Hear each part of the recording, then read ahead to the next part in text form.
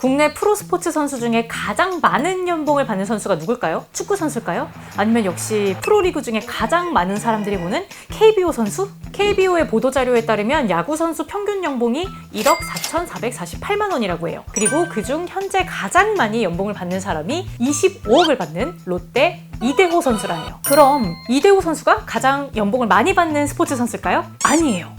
그럼 도대체 이걸 뛰어넘는 선수가 누굴까요? 네, 20, 30대는 이미 많은 분들이 짐작을 하실 것 같은데 네, 바로 페이커 이상혁 선수입니다.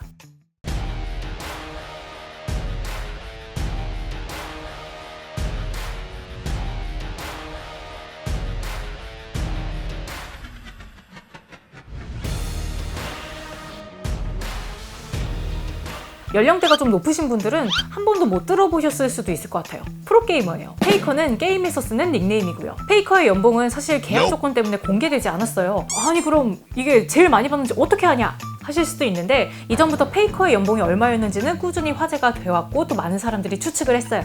그동안 뚜렷한 근거는 없었는데요. 2017년 한국컨텐츠진흥원의 e스포츠 실태조사에 따르면 한 선수의 연봉이 전체 평균 연봉을 크게 끌어올릴 정도로 많은 금액을 받고 있었다고 해요. 그 당시 최고 수준의 연봉을 받는 프로게이머들이 5억 원 정도를 받았거든요. 그러니까 그보다 훨씬 더 많은 금액을 받았다는 거죠. 그러다가 2018년 라디오스타에서 같은 인류 프로게이머인 홍진호 선수가 논리적이고 또 구체적인 추리로 50억이 넘을 것이다 라는 예측을 하면서 화제가 됐어요. 이게 또 정설처럼 굳어졌고요. 거기에 쐐기를 박은 게 페이커 선수의 소속팀인 SKT1의 단장이 직접 페이커의 연봉은 우리나라 프로 선수 중 최고라면서 인증을 해줬어요. 실제로 페이커는 중국에서 100억 원대의 연봉으로 스카우트 제의를 받았고 또 미국에서는 백지수표까지 주면서 오라고 했는데 이걸 모두 거절했어요.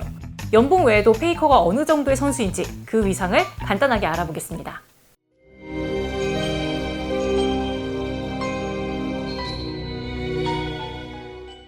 페이커는 일단 모든 프로게이머들 중 최초로 명품 시계 광고를 찍었어요. 메이커는 오메가였고요. 올해 생일 선물로는 메인 스폰서인 BMW로부터 1억 원이 넘는 차를 선물로 받았고요. 전 세계의 팬들이 생일날에 뉴욕 타임스퀘어 전광판에 페이커로 도배를 하기도 했어요. 그리고 최고의 스포츠 선수만 뽑는 나이키 위대한 선수 명단에 오르기도 했는데요. 함께 올라가 있는 선수로는 농구의 르브론 제임스와 축구의 호날두가 있습니다. 어깨를 나란히 하는 거예요, 이 선수들과. 미국 최고 그리고 최대 스포츠 매체인 ESPN이 손흥민, 박찬호, 류현진 같은 최고의 한국 스포츠 스타들을 모두 제치고 한국인 최초로 페이커를 단독 특집 기사로 냈어요. 중국과 미국이 뽑은 세계적인 한국인 탑5에선 영화감독 봉준호, 그리고 피겨 선수 김연아, 축구 선수 손흥민, 그리고 BTS가 뽑혔는데 거기에 페이커 선수가 함께 뽑혔어요. 마지막으로 포브스 선정 아시아 리더에도 뽑혔어요. 요즘 포브스한데 이건 진짜입니다. 아무튼 나열하자면 정말 끝이 없으니까 여기까지만 할게요. 페이커가 지금 26살이거든요. 이 젊은 나이에 어떻게 이 정도 대우를 받는 걸까요? 한마디로 정리해보면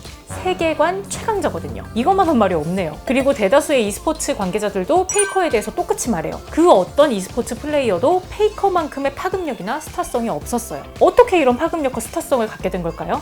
첫 번째 요인은 실력이에요. 이거 당연한 얘기긴 한데 페이커가 하는 게임은 리그 오브 레전드라는 게임이에요.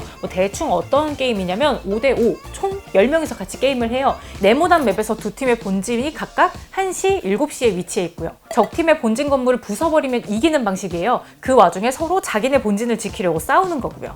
한 팀에 5명은 각각 포지션이 있어요. 이 포지션은 각자 맞는 위치로 지정이 되는데 위로 가는 탑, 그리고 가운데로 가는 미드, 밑으로 가는 바텀, 흔히 보시라고 부르는 포지션이 있어요. 여기는 둘이 가고요. 원딜이랑 원딜을 도와주는 서폿이 이 보스로 가고요. 마지막으로 장소 없이 계속 돌아다니는 정글이 있어요. 여기서 페이커가 맞는 포지션이 가장 가운데로 가는 이 미드인데요. 가장 주인공에 가깝고 화려한 플레이로 주목을 받는 포지션이에요. 제일 중요한 역할인데 그만큼 잘 못하면 게임 전체를 말아먹기 쉽다는 뜻이에요. 그래서 어려운 거예요. 모든 역할들 중에 영향력이 가장 강해요.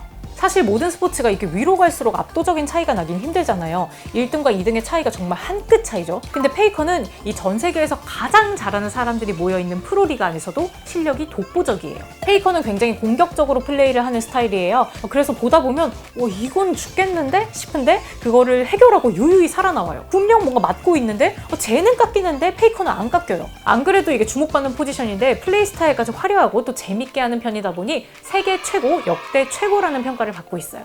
이렇게 뛰어난 실력 덕분에 페이커의 커리어가 무슨 다 최초, 최다, 최고 이런 식이에요. 무슨 경력만 봐도 끝이 없어요. 리그 오브 레전드 월드 챔피언십이라고 제일 큰 대회가 있는데 이게 그 롤드컵이거든요. 축구로 따지면 세계 최고를 가리는 월드컵과 비슷하다고 해서 롤드컵이라고 불러요. 이거는 들어보셨을 수도 있을 것 같아요. 여튼 이게 제일 큰 세계 대회인데 여기서 우승을 3번이나 했어요. 다른 팀들은 모두 한 번이 고작이고요. 근데 2번 한 팀도 딱 하나 있긴 있어요. 근데 이것도 한국 팀이에요. 아무튼 페이커가 있는 SK T1만이 3번이나 우승을 한 거죠. 롤드컵의 총 상금은 100억 원이에요. 우승 상금만 60억 원이 넘고 2020년 결승전 동시 시청자 수는 4,595만 명이나 됐어요. 거의 뭐 우리나라 인구랑 맞먹네요. 전체 시청자도 아니고 실시간 동시 시청자예요. 시청자만 보면 NBA나 메이저리그급이라고 봐도 돼요. 보는 사람이 많으니까 그 종목의 1등은 좋은 대우를 받아야죠. 예전 1세대 프로게이머들이 활동했던 e스포츠 시장하고는 천지 차이예요. 당시 최고의 게임이었던 스타크래프트, 임요한, 홍진호 선수는 사실 전 세계를 대상으로 인기를 끌지 못했어요. 그래서 e스포츠의 최고 선수라고 해도 다른 프로스포츠 선수들보다는 연봉이 적었죠. 뭐 한국에서만 보냐, 전 세계에서 다 받느냐, 뭐 그 차이라고 보시면 될 것 같네요. 근데 또 실력만으로 페이커가 지금의 자리에 오른 건 아니란 말이에요. 온갖 찬사를 다 받을 수 있었던 건 페이커 선수의 인성과 프로로서의 자세를 꼽을 수가 있어요. 페이커는 17살에 프로게이머로 데뷔를 했어요. 고등학교는 중퇴했는데 페이커의 재능을 알아본 담임 선생님이 이 게임 쪽으로 가는 걸 권유했다고 하네요. 흔치 않은 일이죠. 아무튼 페이커는 데뷔 전부터 엄청난 실력으로 유명했어요. 고전파라는 이름으로 프로 데뷔 전부터 랭킹 1위를 찍었어요. 그래서 도대체 이 플레이어가 누군지 업계가 술렁였대요. 현역 프로일 줄 알았는데 아마추어 고등학생이라고 해서 다들 약간 좀 띠용했어요. 그 길로 그렇게 프로게이머가 된 지가 벌써 8년이에요. 이러면 뭔가 좀 구린 얘기가 하나쯤은 나올 법도 한데 진짜 털어도 먼지 하나 안 나와요. 첫 데뷔한 SK T1에서 그대로 현역으로 계속 뛰고 있어요. 의리까지 있는 거죠. 프로게이머는 나이에 굉장히 민감한 직업이에요. 20살 이후부터는 피지컬이 점점 떨어진다고 하죠. 단순히 연습량만 늘린다고 커버할 수 없는 그런 근본적인 한계가 온다고 해요. 이걸 에이징 커브라고 부르는데 페이커 선수는 지금 26살이에요. 하지만 페이커 선수는 아직도 변하지 않는 퍼포먼스를 보여주고 있고 여전히 최정상에 있어요. 페이커 선수가 한 달에 쓰는 돈이 20에서 한 30만 원 정도밖에 안 된대요. 쓸 곳이 없대요. 이런 면모를 보고 국내 해설자들이 대단하다고 해요. 왜냐하면 벌이가 늘면 해이해지고 그리고 초심을 잃는 선수들이 수두룩한데 페이커는 그런 모습이 전혀 없기 때문이에요. 이걸 보니까 페이커 선수도 20만 원, 30만 원 쓰면서 사는데 제가 뭐라고도 이렇게 많이 쓰면서 사나 싶네요. 최근 페이커는 SK T1과 다시 재계약을 하면서 2022년까지 선수 생활을 연장했어요. 은퇴하더라도 팀의 경영에 참여하기로 하면서 팀의 지분까지 받았다고 하네요. 하지만 다행히도 당장은 은퇴 계획이 없다고 하네요. 아직도 페이커는 게임에서 질 때 가장 화나고 또 게임 잘한다는 소리가 제일 좋다고 합니다. 약간 그 게임계의 정우성이죠. 늘 새로워, 짜릿해. 게임 잘하는 게 최고야. 개인적으로는 언제까지고 지금 같은 모습을 보여줬으면 좋겠는데 정말 쉽지 않은 일이죠. 이미 게임계의 마이클 조던, 타이거 우즈라는 평가를 듣고 있는 만큼 무언가를 조금 더 바라는 것도 사실 욕심 같기도 해요. 지금까지 역대 최고의 프로게이머 페이커에 대해 알아봤습니다. 오늘의 이야기가 마음에 드셨다면 좋아요와 구독 부탁드리고요. 저는 마녀스푼의 마녀언니였습니다. 다음 시간에 만나요. 안녕.